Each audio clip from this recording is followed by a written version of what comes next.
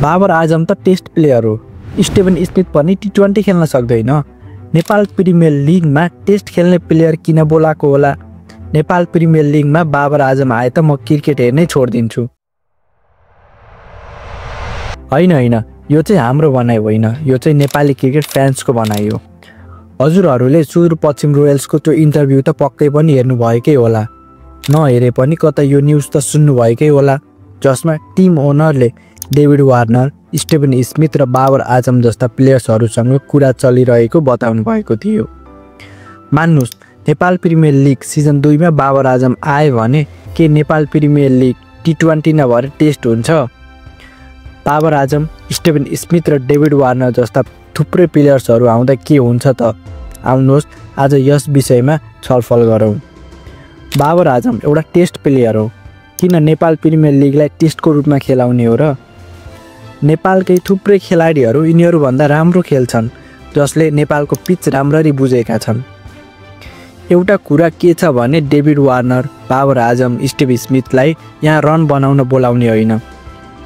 हजुर, रन बनाउनलाई त नेपाली प्लेयर्सहरू नै छन्।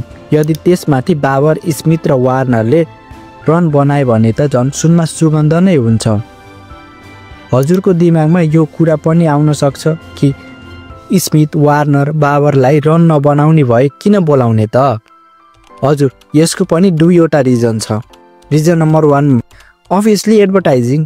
अब सोच्नुहोस्, नेपाल प्रिमियर लिगमा डेभिड वार्नर, स्टिभन स्मिथ र बाबर आजम जस्ता प्लेयर्सहरू खेल्न आउँछन्।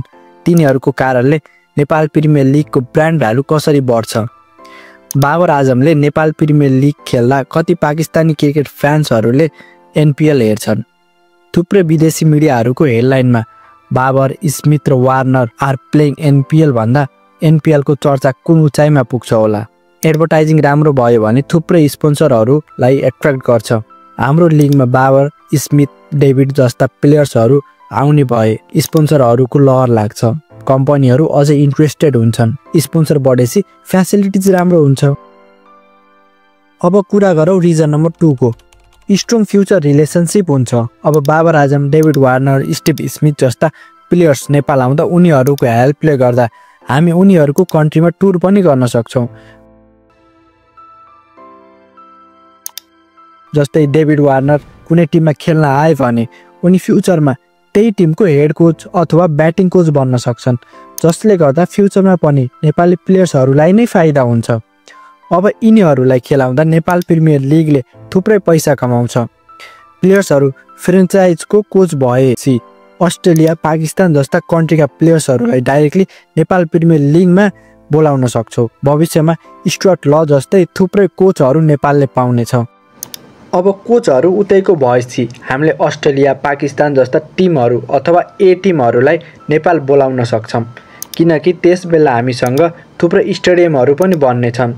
यसर्थ कुनै प्लेयर्सहरू खेल्न भन्दा पनि बढी तिनीहरूको प्रेजेन्सले नै नेपाल प्रिमियर लिगलाई एफेक्टिभ बनाउने भएकाले नेपाल प्रिमियर लिगमा खेल्न बोलाउन जरुरी हुन्छ।